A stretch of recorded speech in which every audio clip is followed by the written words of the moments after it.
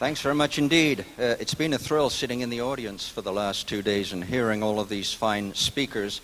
And if you understand what the term imposter syndrome means, you might understand a little how I feel. My background is not in soil ecology. My concern has been climate change. And as you can see up here, I'm co-facilitator of an organization called Southern Oregon Climate Action Now, and I can promise you I am taking back to Southern Oregon the concern that's been voiced throughout this conference about soil as being such an important component of the system, an aspect which I confess I had not considered as much before as I now will. What I'm going to do is very quickly explain to you a little about what's been happening in and what will be happening in California. That's my charge. And I'm going to start by reminding you of what the sequence of events is, the sort of basic science, if you like, and I'm sure most of you are familiar with this, but this is just a quick reminder. So we have incoming visible light from the sun, solar radiation passing through the atmosphere. We know it passes through because we can see.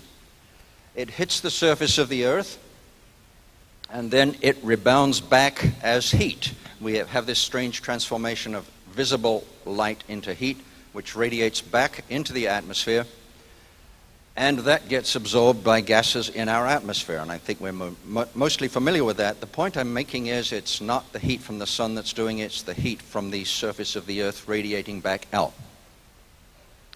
As the gases in the atmosphere increase in concentration, and you know why that is, we get an increase in heat trapped in the atmosphere, and less of the heat is radiating, of course, back out into space. This is often called the greenhouse effect. A better term is the thermal blanket. I'm not going into the details of why that is, but I think you'll probably appreciate it. What I want to do is focus on a couple of counties. I wasn't quite sure how to address this issue, so I thought, well, let's take a couple of counties. Which ones shall I pick? And I decided the top 2 agricultural counties of California. They happen to be next door to one another. Fresno, that's the annual agricultural benefit of Fresno, and that's Tulare. They're right next to one another. I'll focus on Fresno, and I'll just show you Tulare just so you can see that they're pretty much parallel, not surprisingly, since they're quite right next to one another.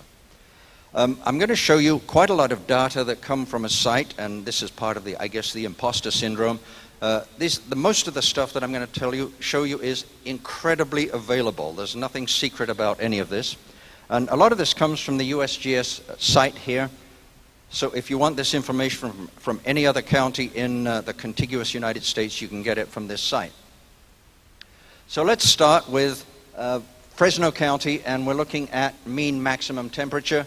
And if we come in here, you can see that's the historical pattern over the last, since about the 1960s, 1950s, the last 50 or so years. And you can see the pattern has been one of increasing temperature. And then we look into the future by 2100, and I will tell you, this is the kind of data that got me really excited and energized about the issue of climate change. We can see by the end of the century, we're looking in Fresno County, potentially a 10-degree increase over the pattern for the last few years back in here. That's the mean maximum temperature. Let's look at the mean minimum temperature. You can see a pretty much identical pattern. That tells us that over the next century, the average probably is going to be going up about 10 degrees Fahrenheit. The reason this got me excited was because my background is in ecology, and I realized those kind of temperature changes are going to be devastating to natural systems, forests, grasslands, wetlands, and so forth. And of course, the same thing is true for agriculture and forestry. If we look at Tulare, I'm not going to go through the details here the same, but you can see exactly the same pattern. Again, you can see this from that U.S. Geological Survey website, and you can get this from any county in California and across the contiguous states. Along with these patterns, we have a change in the frost-free season. This is historical patterns, an increase in the frost-free season, not surprisingly, as it's warming up. And we heard a little earlier about the reduction in chill days.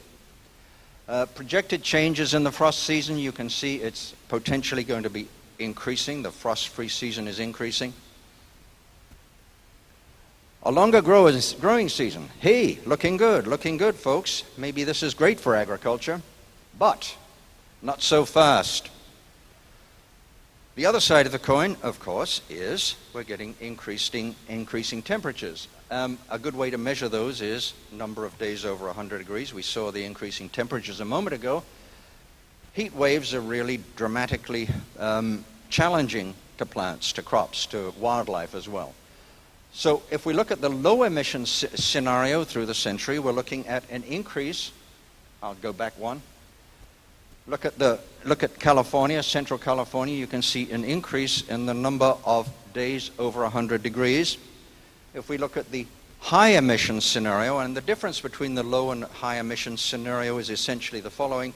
The high emissions scenario assumes we simply continue business as usual, increasing our emissions of greenhouse gases into the atmosphere. Since we're pretty much globally doing nothing to address global warming, climate change, that seems to me to be a reasonable trajectory. I hope it's not the one we're actually on. I hope we do something about it.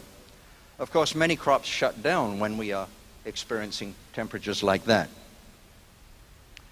If we look at precipitation patterns, and we're going now back to Fresno, you can see historically the pattern is one of a pretty flat pattern of precipitation, and as we go into the future, pretty flat.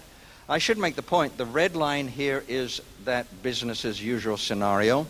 The blue line assumes we do something to address the problem. What's interesting here is as we go through into the future, it looks as though precipitation, variable indeed, but it's going to be pretty flat as we go through the century. Whether we're looking at Fresno or Tulare County, no difference. And again, folks might say, well, okay, the precipitation looks pretty much okay, doesn't it? Well, we have to look at other aspects of that.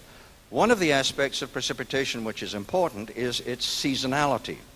The annual average may be the same, but when actually does that rain fall?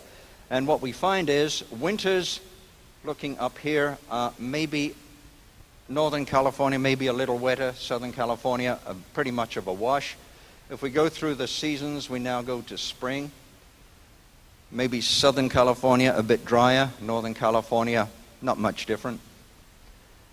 Summer, probably not much change. It's already dry enough. And then if we get into fall, you can see it's a bit drier through Central California, the agricultural belt of California. So a little drier is a bit of a problem because that's, for a lot of crops, that's exactly when they're maturing. There's another issue that's critical with precipitation, and that is when it rains, how does it rain? Is it nice, light, fine rain, which actually helps replenish soil moisture? Or is it that heavy gully washer that just causes soil erosion and really does nothing for replenishing soil moisture? These are trends in precipitation, trends in heavy precipitation, and what you can see is the trend has been one towards increased heavy downpours rather than nice light drizzle. And as we go into the future, we can see the same pattern, projected patterns in light, moderate, and heavy precipitation as we look at the high and the low emissions scenario, the same kind of idea that I talked about a moment ago. The high emissions scenario represents business as usual. We simply keep continuing with our emissions. And you can see the pattern as we go through the century. By the 2090s, considerable increase in those heavy downpours, again, floods, gully washes, soil erosion.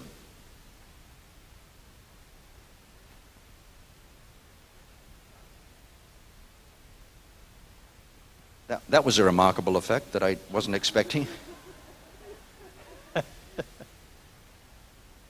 I'm not going to ask myself how I did that.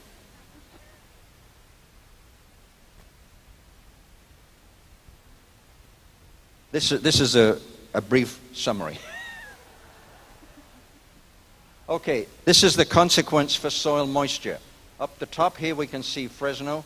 Not much change in soil moisture so far, but as we go through the century, see a drop maybe of 25% in the soil moisture. That's where we're getting into the real problem.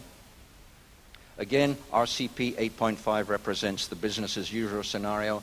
If we manage to decrease our emissions, that would not be quite so bad. You can see Tulare County, pretty much the same pattern. I took this off the site here. This is another one of those sites readily available to anybody, so I'm going to say this, almost anybody could have done this presentation. This comes from the Drought Monitor from the University of Nebraska at Lincoln, and you can see, everybody's familiar with this if they've spent any time in California, you can see what's happening here. The percent of the U.S. that's suffering something above abnormally, or from abnormally dry to above, is about 73%. And I think we should be able to see if it works right. We have 58 million people suffering some kind of a shortage of water.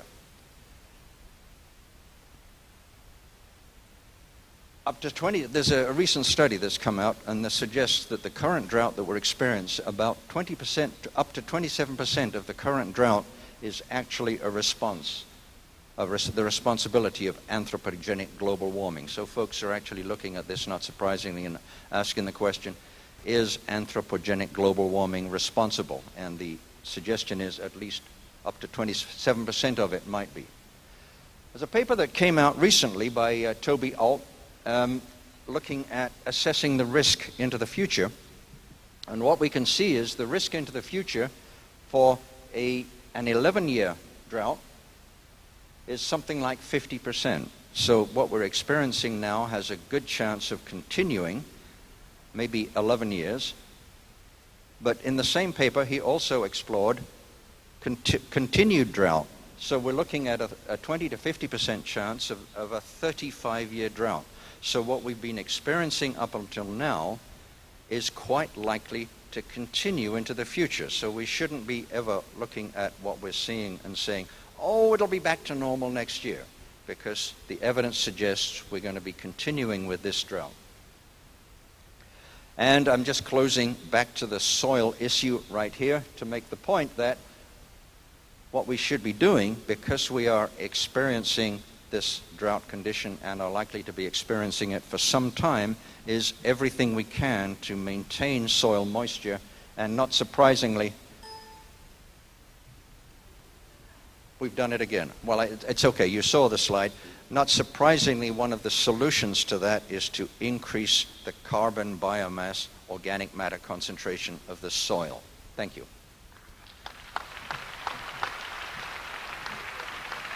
Thank you, Alan. Very interesting.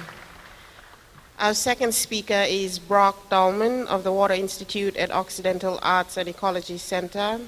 Brock is also a co-founder of the Sowing Circle, LLC International, and the Occidental Arts and Ecology Center.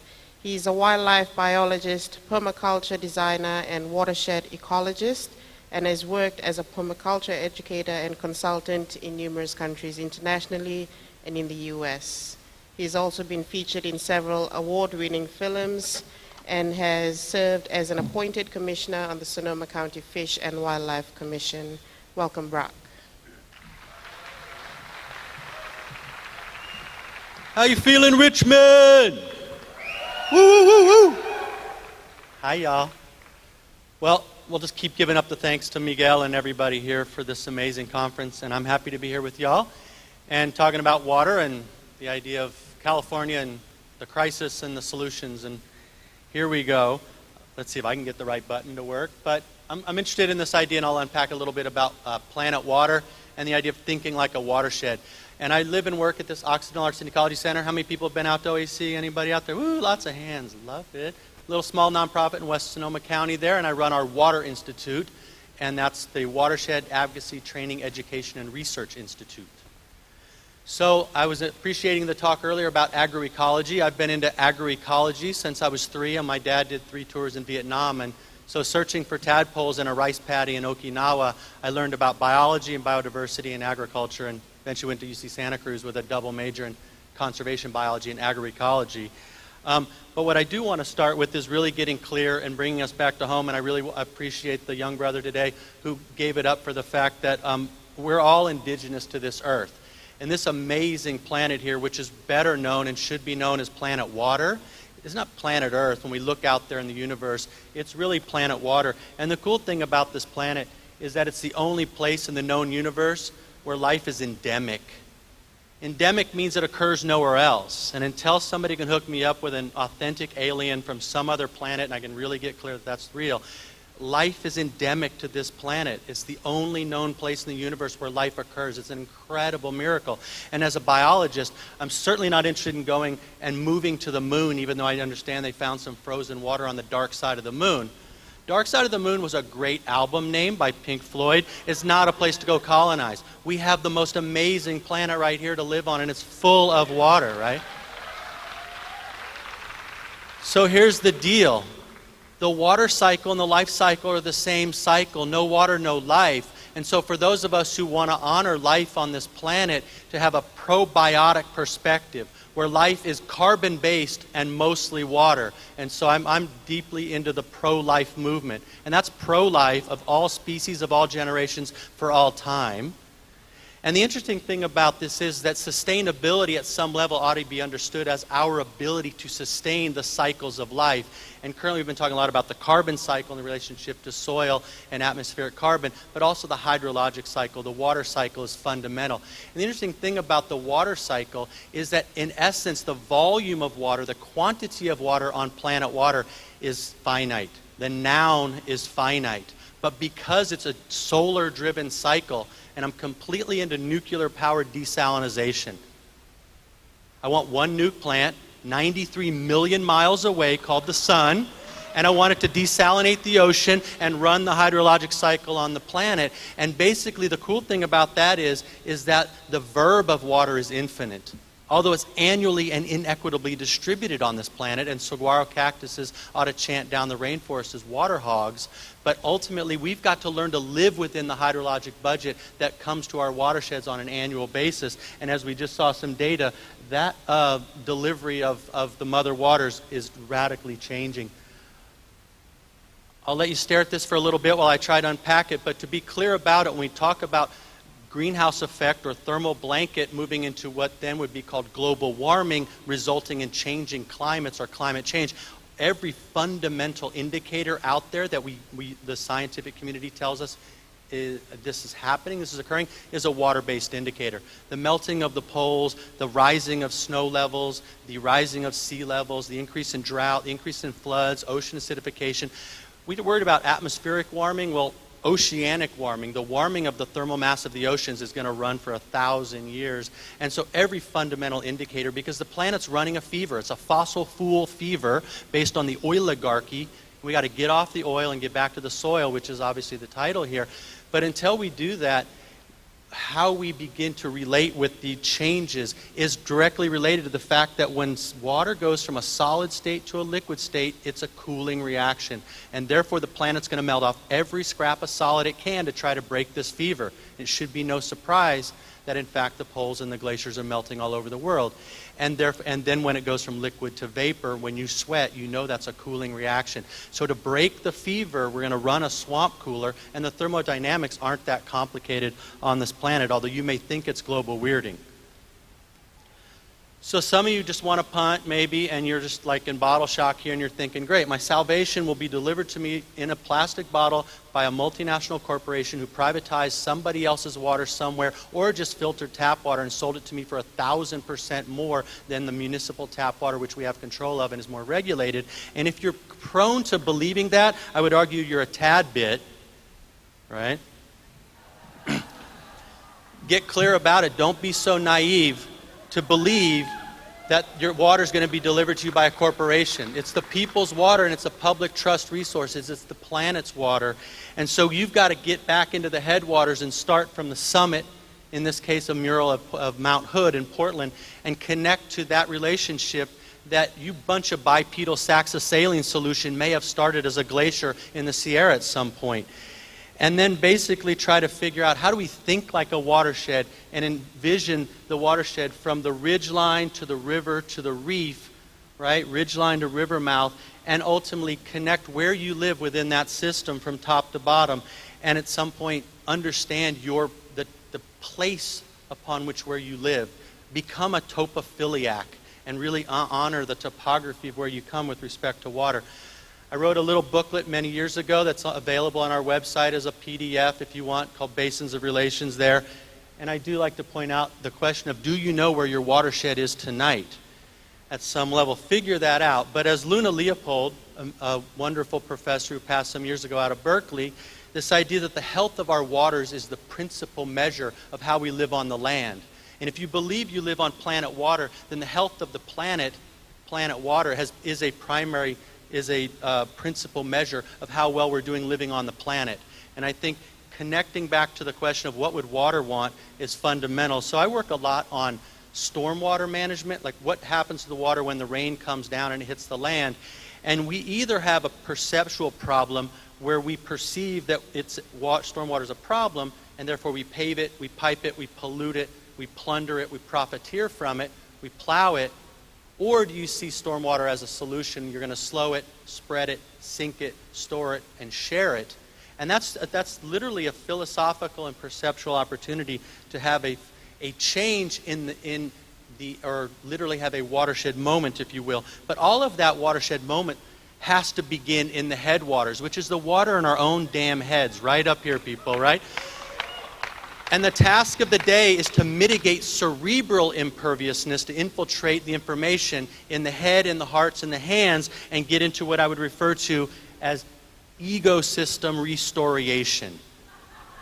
How do we restore the ecosystem? What's the storyline you believe? Is the planet a community or a commodity, or a part of it or apart from it? And where do you wish to play? And so at some point, I look at watersheds as basins of relations, and all my relations and right reverential relations with the watershed from ridgeline to river mouth. And we have to rethink and retrofit every human land use, urban, rural, suburban, forestry, rangeland, ag, to be carbon farming, water harvesting, water cleaning, probiotic, biocultural, resilient systems. And so the Occupy movement, I would support you, right? Occupy your living lifeboat. Call your watershed. It would be astute and wise to partner with some of the best hydro engineers that nature's ever evolved in the Northern Hemisphere, and therefore I'd like to basically propose that California changes its flag out and bring back the beaver, people. Bring back the beaver if you really want to get on board with this. So we have a Bring Back the Beaver campaign at OAC, and you can go on the website and see that. And then we also got to do this because this is about who's hit first and who's hit worst, and communities of color and communities that are disadvantaged. And here in Richmond, to really give props to that reality, because it's not that far away. Chevron's right over there. We, with a group called Movement Generation, Justice and Ecology Project, right? A collaboration with OAC, we did a permaculture design course back in 2010, and we just finished one basically a week ago, basically called Liberation Permaculture, or Permaculture for the People. And it was an amazing workshop and a program, and it's we don't just have a think tank, we actually have a do tank here, and we tank up on this. And this is a roof water harvesting system being installed in Berkeley at the offices of MG there, to figure out how do you see your roof as an above ground well where you can capture that water and store that water and reuse it on site. That offsets the impact of stormwater and reduces demand, and doing this in the neighborhoods with people of color. And in fact, what we've also then recently done, and this is here in Richmond, I had a little bit of Richmond pride. Specifically, I want to give it up for Urban Tilth and Doria Robinson and all of her crew, homegrown Richmond locals. This is at Adams Crest Farm, which is an old elementary school that's now a multi-acre organic farm. And during the last Permaculture for the People, just a couple weeks ago, the class installed a roof water tank at Richmond High at the high school and did a plan for Verde Elementary there in Richmond's elementary schools. And so working with the people on the ground and doing this work, we think is critical.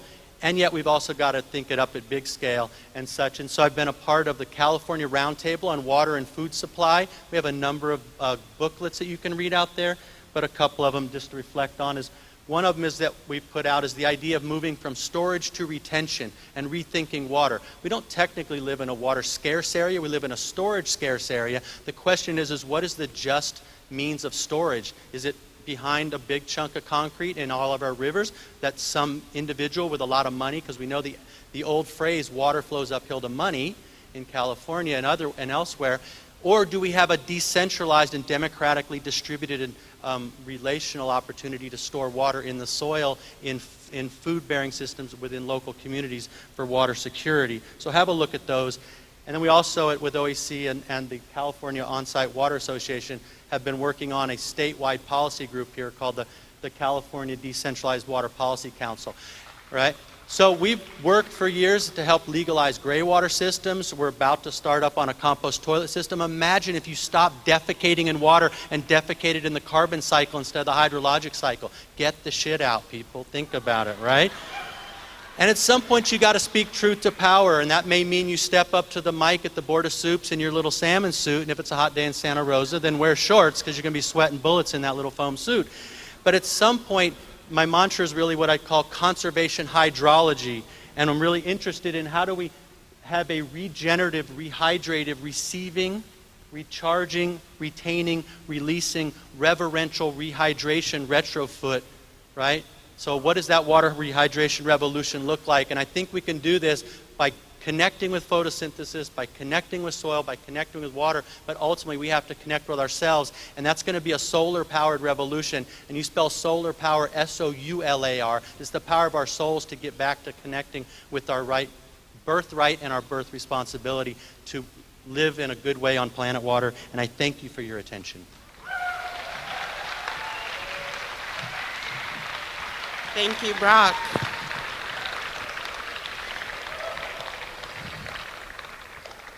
Our next speaker is Colin Bailey, who is the Executive Director of the Environmental Justice Coalition for Water. Colin is an accomplished social justice attorney, and before coming to EJCW, he worked with his homeless clients in Safe Ground, Sacramento, to bring the United Nations and other international attention to the ways in which local jurisdictions frustrate the realization of the human right to water and sanitation for homeless people. Let's welcome Colin.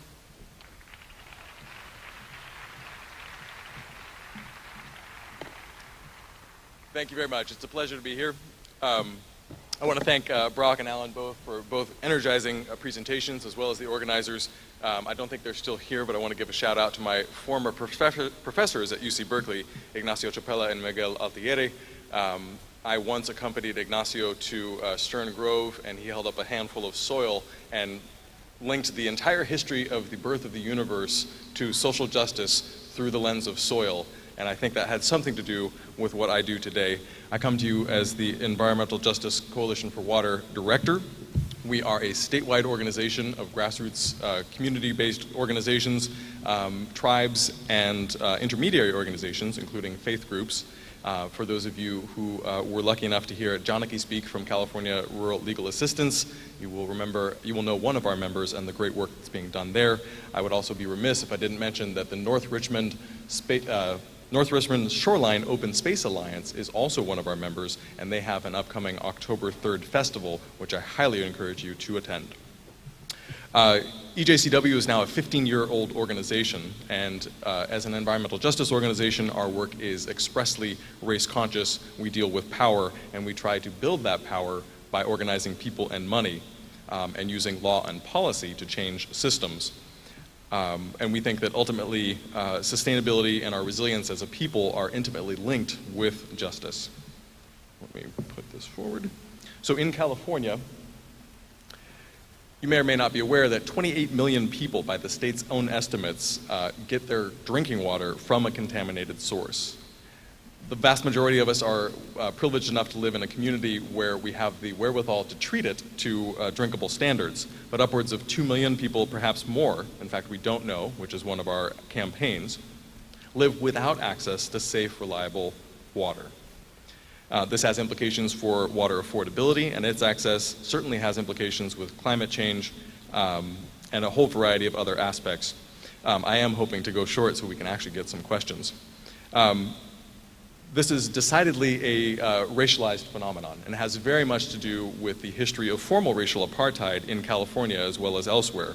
The use of racially restrictive covenants funneled people of color primarily into low opportunity communities, and successive generations of structural racism have exacerbated those pre-existing inequities through policy, land use, and markets. I want to tell you about a campaign And this has its expression in the form of contaminated wells, inadequate and often failing infrastructure. In fact, as just one example, since Tulare County has been raised many times, up until this past year, the 1978 general plan of the county of Tulare included the words that the communities that we work with, the very ones you've seen in the news where their wells are running dry and people are without water, nothing coming out of the tap, were identified as unviable communities. And thereafter, successive generations worth of funding from the federal government and from the state would surpass those communities because they were ineligible as an unviable community for infrastructure development. So we work at that level as well as at the state level to unseed that system. There we go. And Brock also mentioned the democratic governance issues. I won't go into great depth there, but one of the things that we are very proud of, and that is which I wish to share with you today, is that in California, effectively 2% of the economy, industrial agriculture, has, and I'm talking about the big corporate groups, are effectively holding hostage our low-income communities of color.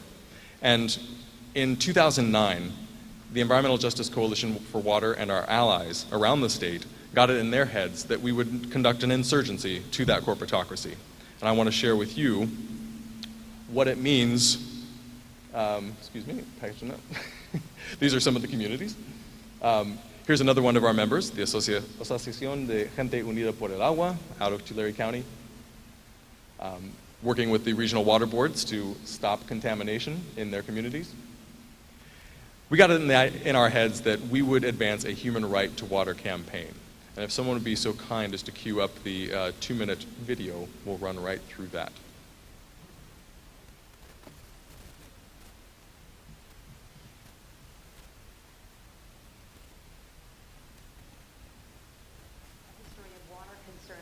A small town in the South Valley. California's agricultural core is contaminated right now. Drinking water in a problematic area. Systems that don't have access to safe drinking water. A water problem. With sand, nitrates, and other chemicals. With a compound that has been linked to cancer, and the problem is only going to get worse.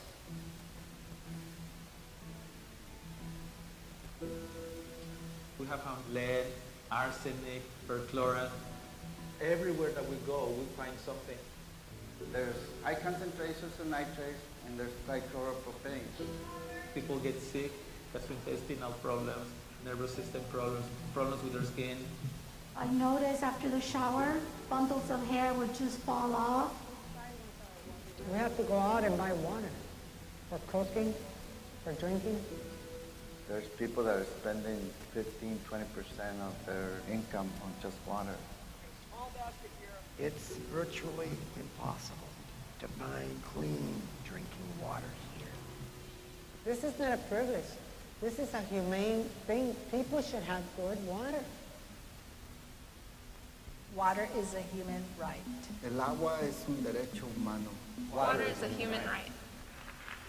Having a human right to water bill for all of California. We faced huge opposition from very powerful influences in California. I urge a no vote. I respectfully oppose this bill. I request a no vote. When you get communities to come together, there's a lot of power in that. Giving up was not an option. It was now or never.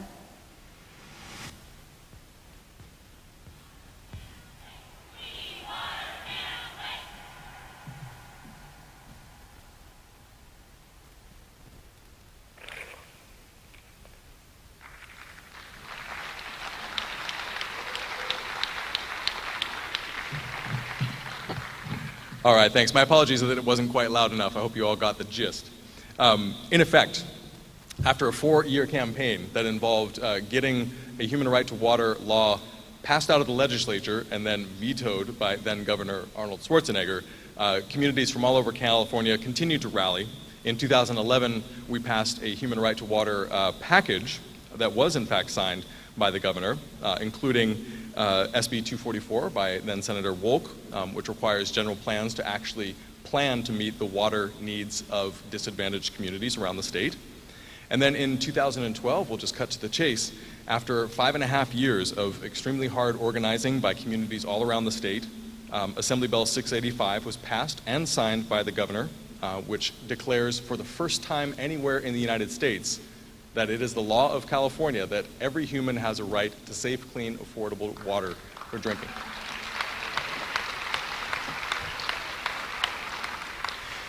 And so what I want to talk to you a little bit about today is what it means to build community-based capacity for victories of that sort. Since then, there is no particular roadmap. In fact, one important message from this is you have to plan for your own success. And when we said it's a human right in California to access water, we and our colleagues in the State Water Board and elsewhere kind of scratched our heads and said, well, now what? And so we've really rallied the power of those same communities that have faced the frontline effects of lack of access to water to really understand what the needs are. And leveraging the power of those communities, and I don't want to get too particularly wonky on you here, but the last proposition, Proposition 1, the water bond, had an unprecedented amount of money and attention given to the plight of small and disadvantaged communities, $510 million for those communities. There is, after 150 years of being a bit of an outlier in Western states, California had never before regulated groundwater. And we will be the first to say that the groundwater legislation that was passed this past year is woefully inadequate. Nevertheless, by 2020, California will have required every watershed in California, every groundwater basin, to have come and created a plan to bring itself into a sustainable balance.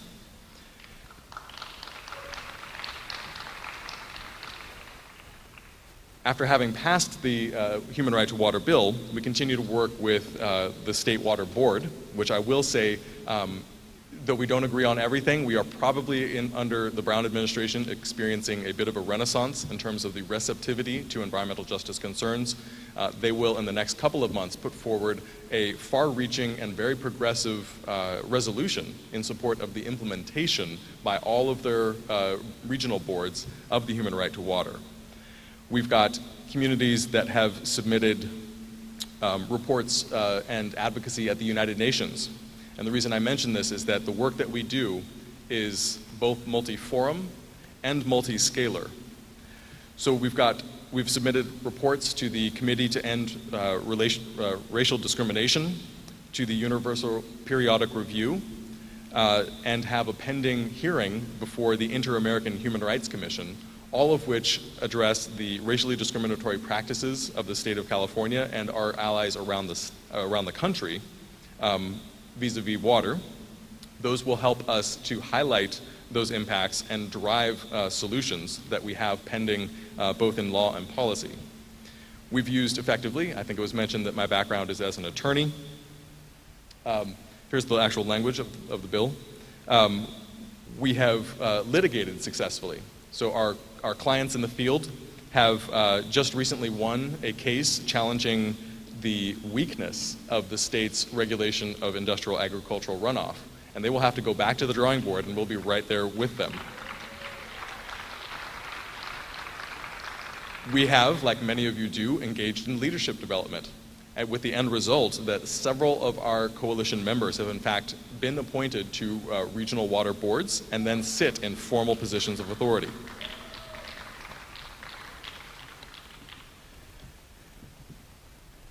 Let's see. So let me jump down to the bottom here. And our plan for how this all comes together is building institutional capacity. So we've got a slew of attorneys, volunteers from around the state working with CRLA and others to make sure that we're building legal capacity, which may in some instances mean creating entities that are eligible for the state and federal funding that we've been successful in getting available, so that they are eligible to receive that money. We're working on developing a law center, a research center, which champions community-based participatory research, and ultimately working to realize the human right to water in California and beyond. So I thank you. This is me. Feel free to reach out to myself or Salate, and a couple of recognitions to those who have helped this presentation.